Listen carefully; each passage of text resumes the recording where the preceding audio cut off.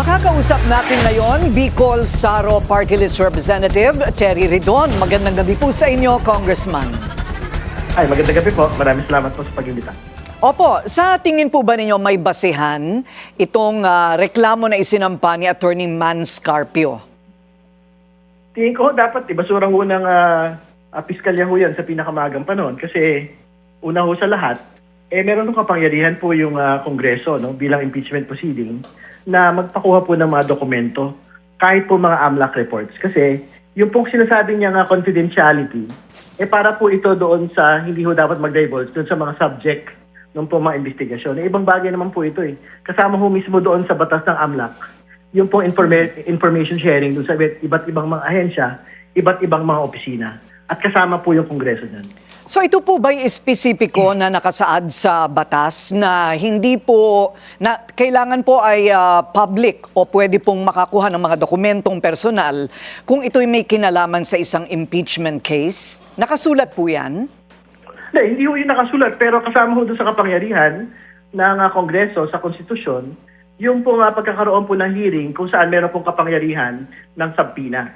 So, ibig sabihin, hindi yan usapin kung ano yung batas kasi ang nagbibigay kapangyarihan sa Kongreso ay yung mismong konstitusyon po natin. So, ang amin nung pagtingin, meron pong karapatan. Kumuha ng dokumento, reports, transaction reports, ang Kongreso mula po sa AMLC. Okay, kumbaga parang it's like a search warrant. Parang gano'n, ano? Hindi po ba sa SALN ng isang public official ay kasama rin dapat yung SALN o assets ng asawa? Tama ho. In fact, si Attorney Carpio kasama ho yung kanya pong assets dun sa SALN ng kanya pong Mrs. si Vice President Duterte. And in fact, doon po sa ITR filings po nila, it is a joint filing. Undertaken po by Mr. Carpio. Okay. Congressman? Okay, nawala yata tila. Pansamantala si Congressman. Wala pong batayan para paghiwalayin. Yung pong pagkatao po ni Vice President Duterte bilang public official at si Mr. Carpio na may bahay po ni Vice President. So kumbaga yung discrepancy po sa kanilang inilatag sa SALN nila, pareho po silang may discrepancy doon sa nakita sa kanilang bank account. Tama po yun. Nakatali po talaga sila doon sa kanilang 2024 SALN na 88.5 million versus the AMLAC report, which basically is being conceded now because of the case na 6.77 billion of total transactions, 4.4 billion of inflows. Ibig sabihin, ito po yung pumasok na pera, and outflows of 1.5 billion. So, ano yan? Yan po yung mga kailangang ipaliwanag, dahil kailangan ipaliwanag saan galing yung pera, saan po napunta yung pera. So, palagay po ba ninyo, pinagtibay na nitong SALN discrepancies ang mga impeachment complaint?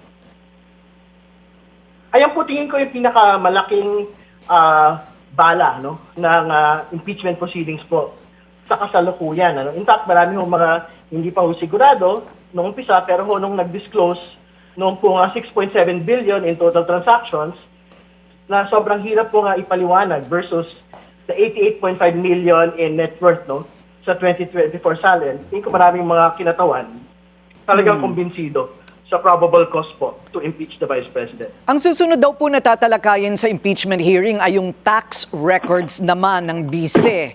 Baka gano'n na naman po ang mangyari. May legal bang basihan kung bakit hindi maaaring isapubliko ang tax documents na isinumite ng BIR sa Kongreso? Well, isa ho yan dun sa pagdedebatihan pong muli sa darating pong Miyerkules.